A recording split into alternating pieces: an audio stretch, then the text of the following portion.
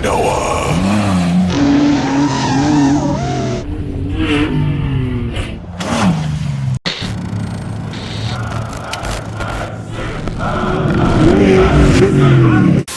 What is up, guys? We have the infamous destroyer, Noah. Noah's the man, dude. We're so stoked to finally meet up with Noah. There's many people out there with explorers that try to claim exploder, but there's only one. There's only one, folks, and that is Noah. Noah the Exploder. This guy is freaking legendary, man. Old school pre-runner legend down here in San Diego. He's been killing it for years and years. He made road jumps, cool. He made three-wheeling, cool. This guy is legendary in the scene down here, and we're super stoked to have his support and to have him link up with us. We're gonna take a look at the Explorer. Let's see. All right, Noah, my friend. Good to see you, dude. See you. So, tell us about this thing, man. What's up with it? What year is this thing?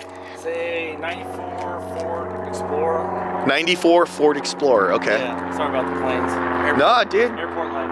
I had a Bronco too, but I couldn't fit the whole family in it. I sold that, bought this, and then started talking to a couple people that have done mezzanine arms that allows us to have all 5 seats, but still have the suspension and wheel travel to go out and... So this was built to like accommodate the family, dude? Yeah. How do the kids like this thing? The boys and my daughter, they love it. You get all 5 of us in there, you go anywhere, 4-wheel drive, you go fast there. Hell yeah. Oh wait, this says 4-wheel drive? Yeah. What? Again, so many questions, but I guess we'll have to start with the front of this thing. Let's check it out, man. Let's see what we got. The front is a converted to Dana 44 off of F-150 and Bronco, so it's got the bigger axles, bigger brakes, bigger lug pattern, and then has a 3.0 smooth body Fox shock, and then 2.5 coilovers that are sway away. Nice. And I just upgraded to 2.5 bump stops in the front so I can beat it harder. That's what she said? So you just got 2.5 bump stops. Where are those mounted? Those guys right there? Is this like the upgrade of the season? Yeah, so far. So far? How are they treating you? They haven't let me down. I used them this weekend. Oh, you used them. That's a clean, see, this is a good way to figure it out. This is a clean bypass. We got like that much space, if you guys can see that. Definitely using them as expected. I wouldn't expect any different from you, dude. Made for. Yeah, exactly. So you got the bypass set up right here? Oh, so no bypass, just a smooth body, okay. Yeah, so the only drawback is the front end tends to pack over the whoops, but okay. It's stiff enough to handle the big hits and everything. Okay, so when you say packing over the whoops, what do you mean by that?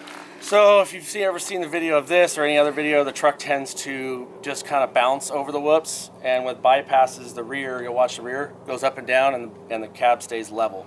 So the front end doesn't have the valving, has too much rebound, so it actually packs through the whoops, so it kind of does a little bounce. Over them. Yeah. We're moving now.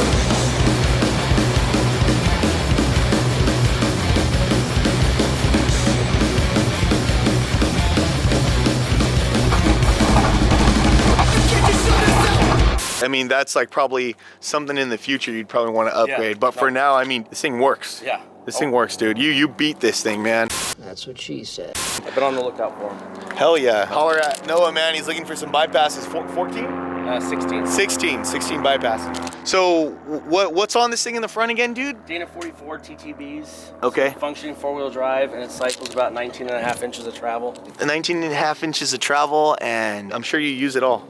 Every bit of it.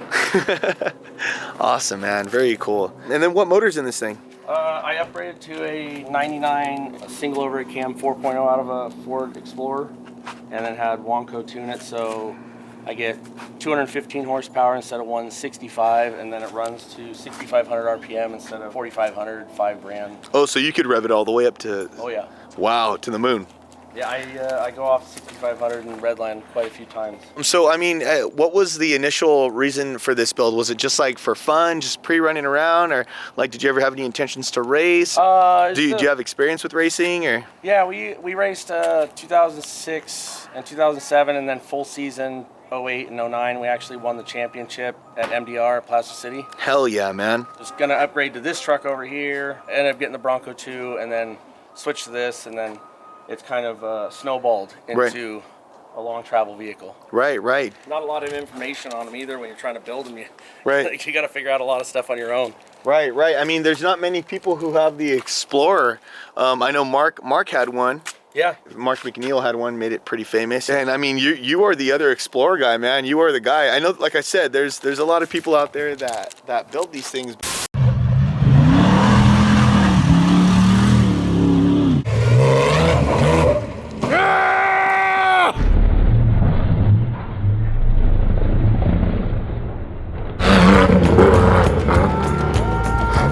I mean, this guy knows how to set them up. I mean, and he knows how to use it. So probably actually check out some footage of this thing in action.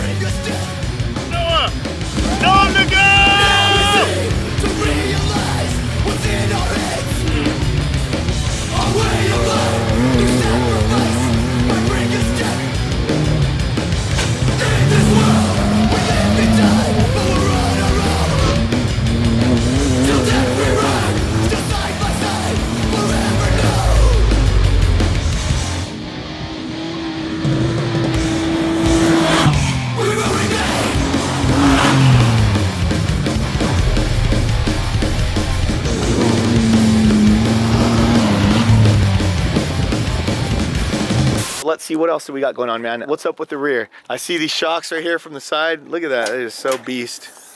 So it's just a traditional 4-link, and then you have mezzanine arms that the shocks hook to. Okay. And it basically just redirects the load backwards so you can keep the seats up front. So what's a mezzanine arm? Everybody calls it cantilever, but cantilever redirects the load, and the mezzanine is just it's a simple arm that goes higher, like the mezzanine of a theater or something like that. Is Okay. my best understanding of it without getting into it. Okay. But it sits above it and then just redirects the load. You still have to follow all the rules of suspension geometry when you're building it. So there it is right there. It makes it really busy in the back, but it also gives you an opportunity to have fun with more than just one other person or two people. Right, I mean, this is a rare setup. You know, you don't really see this too often, man. And then who did you say built that again? The mezzanines? Yeah. I did it all. Oh, you did this all? I did the whole vehicle, top to bottom. Holy crap! I didn't know that. I thought you had taken it to a shop and then like welded up like the rest of the thing. All the money's tied up in parts I can't build, so I have to build everything else. Right on, man. So this is straight home built out here. Did you build it out here in the shop out here? Right up there, I built everything on it, and then where I work is a family business, and I do I'll re-gear the rear end there or anything else mechanical that's small enough I can do. Okay, cool. Very cool, man. You got the fuel safe back here, or what? It's a Jazz? That's a Jazz. Jazz, and then how many gallons is that thing? 32. 32 We gallon? ended up going through 35 gallons this weekend. Dang, dude. Yeah, and you were driving it on the street right now, so it's street legal. Yeah. Street, hold on. legal. Street legal. It's street legal. It's street legal. Yeah. I drive it to work. I'll go take my daughter to West Hills. I'll pick my kids up from school and. Hey, we got Arshia here. I know, coolest Hey, stuff. Arshia. After school pickup line, Yeah. for sure. It's funny because my kids say their friends know my vehicles driving down the road and all that. They're all proud. Yeah. That's Dogs do the awesome. Same thing. The guys for school know the exploder. That's awesome, dude. You gotta pick up my kids one day. Yeah. Yeah. For sure, dude. No, this is really cool, man. So, what's up with all this setup right here? What do we got? So let's go over. So we got the battery right here. The battery I had to put it back here because there's no room for it. Okay. I have the jack handle and the jack back here in case you have a flat. I changed to put a trans cooler back here, fluidine, and then I had to put a roof vent to get air to it because it cavitates air back here so it doesn't get cooled off properly. Oh, okay. So I the see spare that. tire now has to stick out a little bit. So that'll be the next thing is bordering all this with aluminum and making it look pretty and putting the spare tire back on it. Steps, but still while you're building, it's functional. You're using it. I'd rather be enjoying it than have it laid up in the shop. Right. So with the spare, do you think that'll help, like with some balance, like in the whoops, or? No, I don't run it most of the time because it is too heavy in the rear. I can imagine. I mean, what's the idea to build? Like, where are you going to build that thing? The mount for I'm it? just going to try to put it back here where the door was and have it stick out a little bit because it won't go past this, and secure it down, but not add too much tubing or metal to increase weight. Okay. The next big thing is going to be a V8 for it. Oh my God. A V8 in Noah's Exploder. Oh my God! It's too slow. I'm not gonna lie, I'm kind of scared, dude. I'm kind of scared with you with the V8, brother. You use every bit of horse and pony. I've been trying to see if it'll blow up, but it hasn't yet. Literally the Exploder, right? It's the second differential, third transmission, second motor, and I've blown up 2 rims, 2 wheels on it, and 2 tires. What rear end are you running on this thing? I got at the beginning of the year a Camberg housing through Nick Eisenhower Okay. after he removed one of my wheels at Thanksgiving last year. Removed one of your wheels? Yeah, it fell off when he was driving. It just happened to. Oh, okay. But he felt really bad about it. Oh shoot, so Nick was driving this? Yeah. Oh, and he got a little crazy. He was just driving down the road, ironically enough, compared to what Nick normally does. No way. Yeah. Just driving down the road and it fell off? Yeah. It was just a 4.9-inch. I don't know, Nick. Is that true, Nick Eisenhower? I don't know. He says he was driving down the road.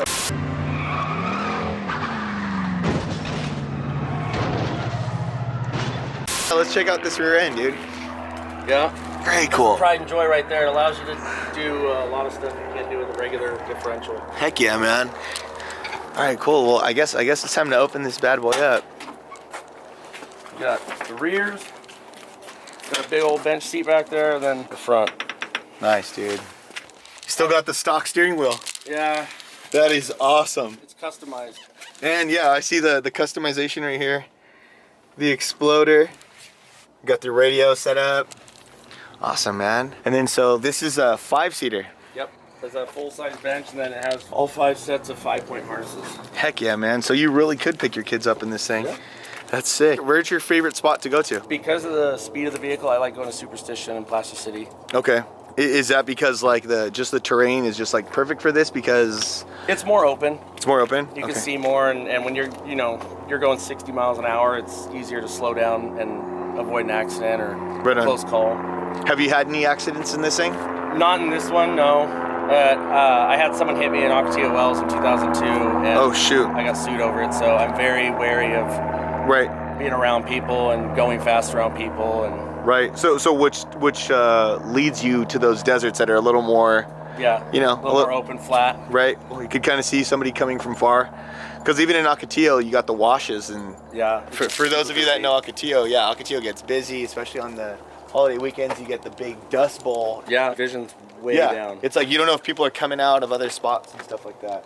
What are the travel numbers in the back of this thing? The back is 26 strapped, but it'll go, I mean, it's like 27 metal to metal, like full cycle. Okay. But 26 is where it's at, so it doesn't overextend the shocks. Okay. So functional 4-wheel drive, 19 in the front, 26 in the back, and dang, man, very cool. This is awesome, man. I definitely love this build. This thing has been inspiration, I'm sure, for a lot of people out there with Explorers. So any plans with like racing this thing? What's the next phase for the Exploder, dude? That is definitely on my mind, is racing a smaller event.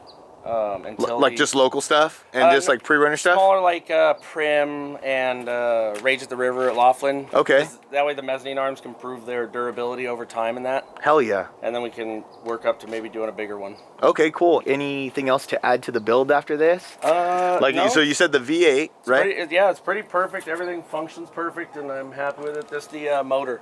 The motor, the V8, and then potentially bypasses in the front. Definitely. And that's pretty much it, man. Yeah. I mean, like I said, this thing is another Energizer bunny. I'd say like we have a lot of rad trucks out there that come out there with us, and Noah being one of them, and he's the one that outlasts everybody and going hard, going super hard out there. We have so much awesome footage of you. Hopefully we can actually cut to some of the action stuff that we have with Noah.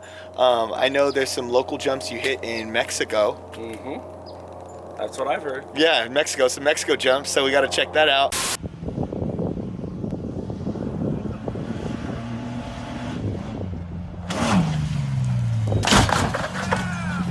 Hey man, thank you so much for inviting us over to your house, problem. man. So much more to come from Noah. Be on the lookout for this guy ripping in the local deserts. Try to keep up with him. You probably can't. No, just kidding. No, you probably can't. Thank you guys so much.